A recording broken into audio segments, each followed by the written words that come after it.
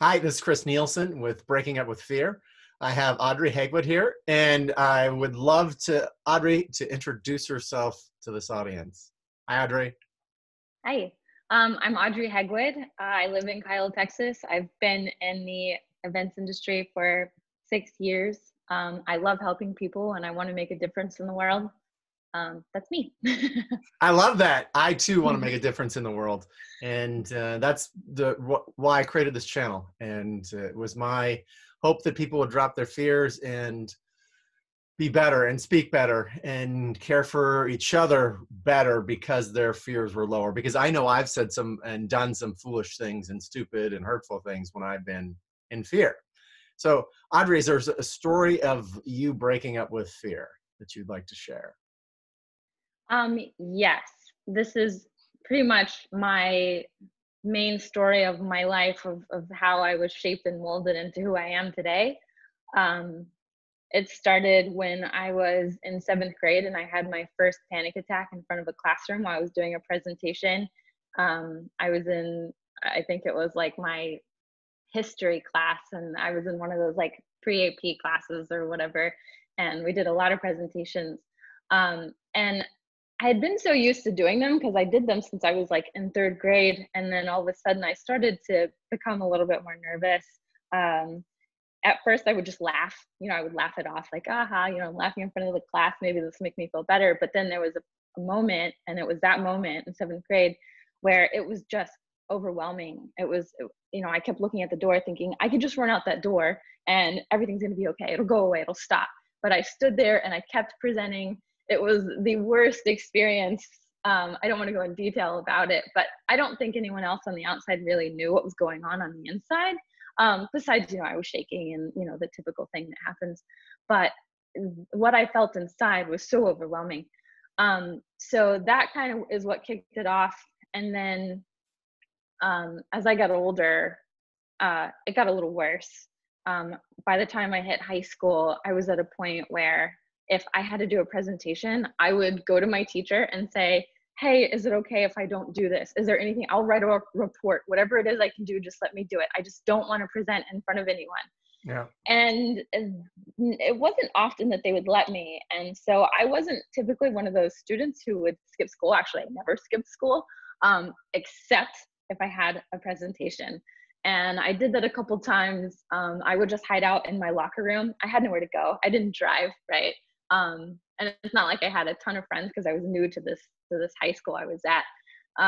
So I would hide in there until, that class was over, and then go back to my regular schedule. And that went on until I graduated. And then by the time I hit college, I was thinking, okay, I'm in college now. I got this. I'm not going to have these same fears. I can go to my classes. This is fine. I'm an adult. So it got worse when I was in college. It got to the point where if I didn't walk into my classroom early so that I didn't have to walk in front of students that were already sitting at their desks, I wouldn't walk in. Wow. So I had to get there early before everyone so I could walk into class and no one would see me or look at me. And if I didn't, I wouldn't go, and I missed a lot of classes that didn't help my grades. I had one class that was like 300 people, and that was the one I was most afraid of. But the cool thing was they had speakers outside in the lobby. So I would sit outside and take my notes, but I would still be counted absent, which still counted against my grade. Yeah. So it wasn't a great experience in college at first. And so by this time, I started to realize, okay, you know what? I have these really big goals. I really want to make a difference. I want to be a part of change in the world. There's no way I can do that if I'm afraid to walk into a classroom or afraid to be around people. So I went to one of my mentors. She's the first mentor that I ever had, and she's still my mentor to this day. I love that you have a mentor. Yeah, that's great. It's awesome. She's really helped me and changed my life. And I just wanted to say this too. I can totally relate. Well, not totally relate, but in eighth grade, I was to give a speech, and I sweat a lot. But this time, I sweat more than I did ever in my whole life, I think. And it just poured sweat when I gave it, and I freaked out and wanted to disappear in that moment.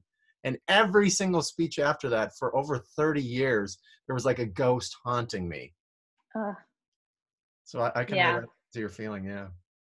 that's exactly how it is. Um, And so and your mentor. so, yes, my mentor. So I went to her and I was like, and she already knew. She knows, my goals and my dreams. And she also knew that I was, nervous and anxious when it came to being around other people. And so she was like, well, why don't you try talking to a counselor and seeing, if that helps. So I went to the counselor at my university. Um, and I saw them a couple times, and then they're like, okay, I want to recommend you to a physician. At that moment, I didn't really know what that meant. And what it meant was you need to take medicine because you have problems. And so I went to the physician, and they're like, okay, you have major depression and anxiety. We're going to put you on these medicines. And they're recognized medications. And I tried it. I didn't want to, but I tried it for a couple weeks. Mm-hmm. And I went back to the doctor and I was like, look, I can't keep doing this. It makes me different. I like my personality. I like that I get excited. I wasn't super depressed. I think I was just so anxious that it made me feel that way because I couldn't really live in the world the way I wanted to.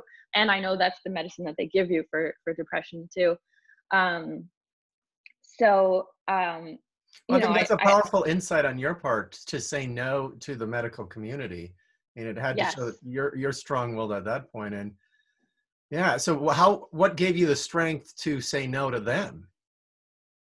Well, I've always been kind of weird about taking medications anyways. I'm a pretty natural person, at least I try to be. And so I don't know, just something inside just felt like it wasn't meant for me. I think that humans, we have so much power inside ourselves. And we can heal, our bodies can heal naturally under the right circumstances. I mean, there are some occasions where that's not possible, but for the most part, a lot of things that we suffer from are brought on by our environment or the world that we live in or the experiences that we've had. Yeah. So I knew that in my heart, I knew that God didn't make me to be anxious like this and fearful. And so I think knowing that is what helped me to say those things. And I wish that a lot of other people could do that too. I mean, there is a point where if you're just suffering so badly, you need help, maybe you need medication. But I don't think I was quite at that point where I was like, I'm gonna kill myself or this is too much for me. I mean, it did feel like that at some point. It did feel you got that low and that desperate at some point. Yeah, I think when anyone who suffers from major anxiety can get to that point where it's just like, whoa, okay, this is a lot. This is too much. So how did you so you said no to the physicians and the pills. How did you get out of this? How did you get to where you are today? So after I went to the counselor, I was trying to figure out what I could do to help my situation and make me stronger. Of course, my belief system, I believe in God, I believe in Jesus. I have my entire life. I think that was a huge piece of like my foundation of knowing everything's going to be okay. Mm-hmm. I am who I am. God made me the way I am for a reason. And then I started so I did one thing. I actually did a couple of things. So I changed my major to communication studies. I wanted to study the thing that I was most afraid of. But so what made you decide to study the thing you were most afraid of? Well, my dad, when I was really young, my dad would tell me, I always remember this, we didn't have a lot of conversations. He wasn't really in my life a ton. But when I was young, he was. And the one thing that I always remember is that he said, if there's something you're afraid of, go and do it. Just face it. And so I've tried my best to live by that. I mean, there are things that, killing a cockroach or something like that you just can't get past. But I think that he, his words to me, I think that's what really helped me. Yeah. So a little piece of advice that said, if there's something you fear, go do it. So it doesn't have a hold on you, basically. That got you to say, there must have been something else as well that got you to, I'm going to go do a communication major, the thing I'm most afraid to do. I'm going to go do that. I mean, I love that you did it. Just, I think most people couldn't take that step, wouldn't take that step. Yeah, well, also part of that is I'm probably a little crazy. So, I mean, you have to be to do events for as long as I have and love them and want to do them again. Yeah. So you did that, and then how did your fear and your anxiety start to come down? How did that happen? So I changed my major. I also added a minor in acting because I wanted to make myself just be in front of people and do things that I wouldn't typically do.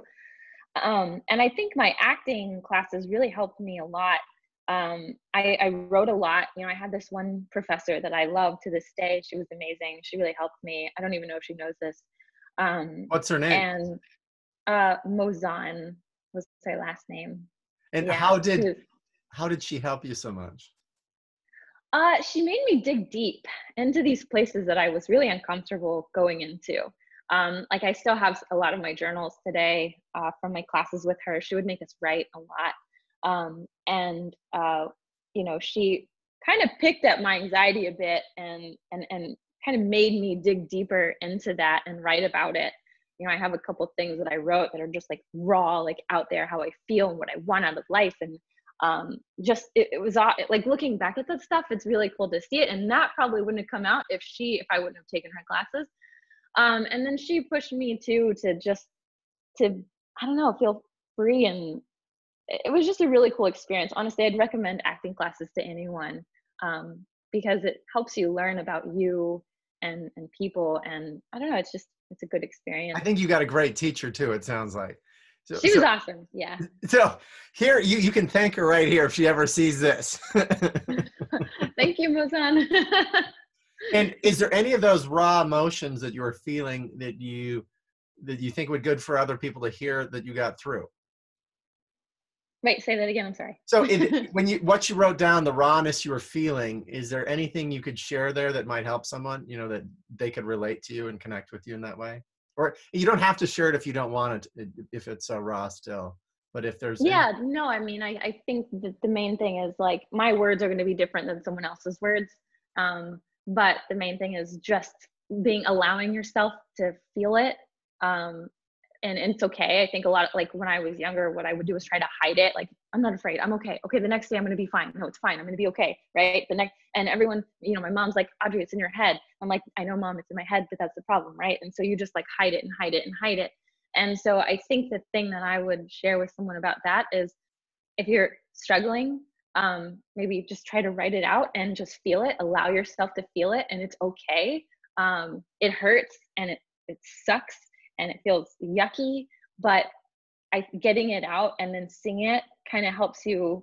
I don't know why it helps you to move past it a bit, or just to say, I think it's accepting, right? You accept that this is how you are right now. And then after you accept, then you can move forward from that. If you're still in denial, how are you going to move forward from that if you're still denying that you have a problem, right? Or that you're suffering from something. So I think that's what I would share about, you know, writing like that and allowing yourself to feel that rawness of what's going on. Audrey, that's really powerful. And, you know, maybe I'll even clip this part later for people to look at, is that, you know, I do a part of the coaching training I have in me is awakening coaching training, which one of the premises is that is not to deny our feelings, but to actually feel them fully. And when we do feel them fully, it's like they let go of us. It's like you've given a gift of feeling it fully. Otherwise, it keeps knocking at your door and you keep avoiding it, and it's knocking, but you're avoiding it. And you go outside and it's there and you freak out. So you shut the door again and don't let it in. But you finally open the door. Okay, fine. And you experience it fully. And it let goes of you. And you go, oh my gosh, because you felt it fully, it can go. It's given you that experience in life. And I love that you wrote about it and felt it fully. It's like it releases a little bit. Did you feel that at all, or what did you feel? Yeah, I definitely felt that. I think that was the point where things started to change for me. You know, that doesn't mean that your anxiety completely goes away from one day to the next, right? That's not how it works. But I think I was better able to grasp myself and think about me, and like how I was made and my purpose in life, right? Like, and I'm saying a lot of things, But you said a big um, thing, your purpose, and you've said a lot of big things already today that I love. Your purpose in life. When you find a purpose in life, like for me, I am a professional speaker now, and I was afraid that ghost that popped up for me speaking popped up for over 30 years. And it was like, you're going to get rejected, you're defective, all these things it was telling me. And yet I kept speaking because I had a purpose. Now, there's years where I didn't speak almost at all because of it. I let it win in a sense. But yeah, I'm here today because of it. And looking at it in a different way gave me power and energy and made me want to help other people with it as well. And so, I mean, I'm excited about your story. I think you're telling your story makes a real difference for someone. Someone's going to really relate to this, and feeling that anxiety and just writing it out and feeling those feelings, I think can make a tremendous difference. Finding a higher yeah, purpose, connecting with God, spirit, whatever you call it, those can make a difference, and you have a reason to move forward.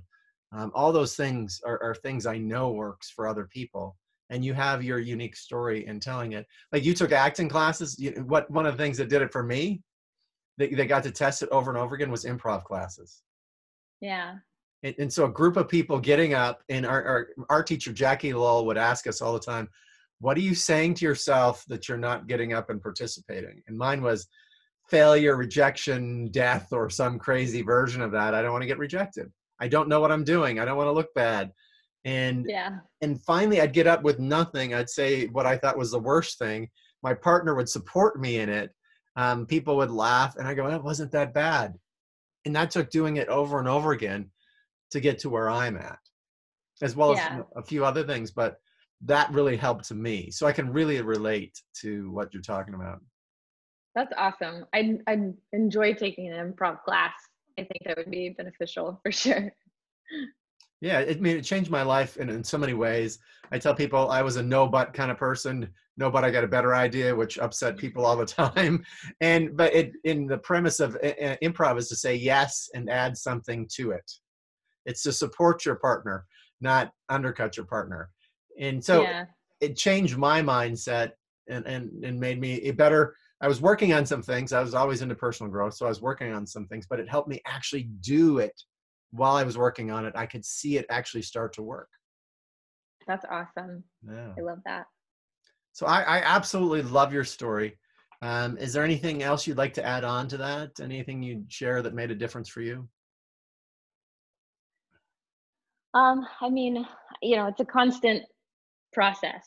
It's a journey, right? I think I don't know if that, people who have a higher level of anxiety, I don't think that ever really completely goes away. I think you just learn how to deal with it better and understand yourself better and know what is it that makes me feel this way. Um, how can I avoid it? Or if it's something you want to do, how can I, overcome this? Um, and you just keep moving forward. I think having a community of people is important to talk to. I think that's what's really helped me and changed my life too. Who were the people you I've had that you could talk to? Who did you have there? I had some really awesome people when I was in college. My mentor being one who I still talk to today. And I had a couple other people because I was like in a business organization there. So there was a couple other people I knew. Now as an adult, I still have that one mentor. Her name is Michelle Lopez, and she's amazing.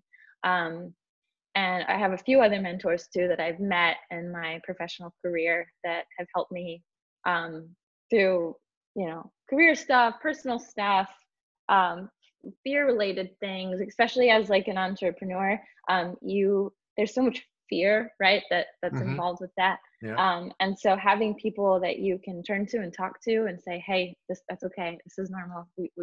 That's part of it. If you're going to go through that, there's ups and downs. Um, and so hearing them and having their support and their mentorship is super helpful. I don't think I could go, I don't think I'd be who I am today if the people in my life that I've had weren't there for me. Me too. And how did you find, so my part of my college was kind of miserable. I did all right. I had fun at certain things, but I didn't connect very closely with people I hadn't known before. I only had like 2 close friends that were near there, but I didn't make many new friends at school. And how did you find a mentor? Did you reach out to a mentor? How did that happen at college for you? So I didn't, when I was in high school, gosh, it was so long ago. Um, when I was applying to Texas State, there was like an option to sign up for like their mentor program. Um, and I did. And so she was assigned to me, which is funny. Um, we ended up connecting really well. We have the same birthday. We live in the same town now. Um, and she's been one of my best friends. But it was not anything. I didn't reach out to her. It was just some random connection made. But you signed up for the program. Did the university offer that, or did they offer the program? They did, yeah. And what Yeah. made you say, I'm gonna sign up for this? What made you do that? I've always believed in learning from others. I grew up with 5 uncles, and they pretty much taught me everything I know when it comes to, like driving, or how do you change a tire, or how do you fix a hole in the wall, and other, things that guys teach you. So I think I always appreciated learning from other people, and I wanted to. And I was at a point where I felt really uneasy about like college and what's the next step and what's going to happen. So I thought that that would help me to have someone that I could talk to. So that's why I signed up for it. I love it. And I wish if I had a chance to go back to my younger self, and now I probably wouldn't change anything because of the unique experiences I've had. But I would tell, if there was a younger me or version of me coming up, I'd say, go get a mentor. Go find a good Yeah. mentor that makes a difference. And I love that you did that. I think it can save people's lives. It can change people's lives positively. Find a good Yes. mentor. So what I got out of what you shared, and correct if anything I'm wrong here, you took your dad's advice and went towards your fear instead of away from it. Yeah. You had a great acting teacher that's had you write down what you were feeling, and you felt it fully instead of shoving it down. And then you had a higher purpose and a connection to a higher purpose in God. Yeah. And that pulled you forward. And that brought you to where I can see you smiling and connecting, and I think that's incredible for anyone to listen to. And I hope it helps people. If you're experiencing anxiety, there is hope. It can get better.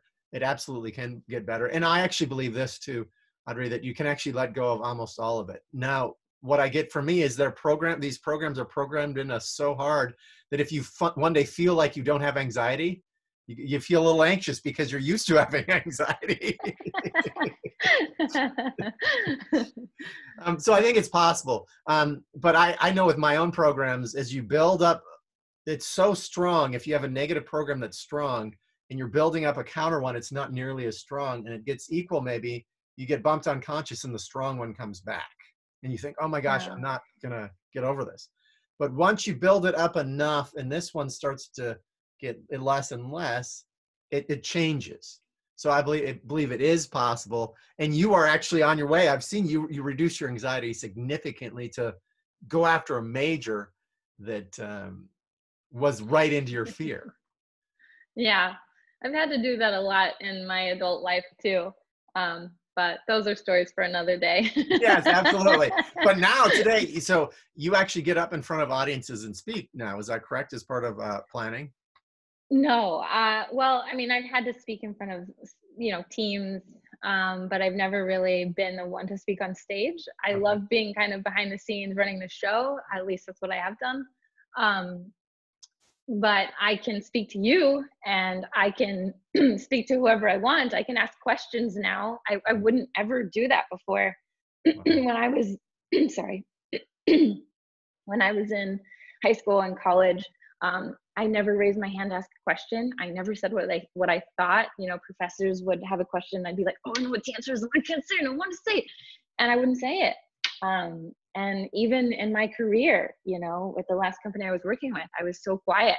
And until I turned 33 years old, like I was telling you before, I was pretty much silent for the first 33 years of my life.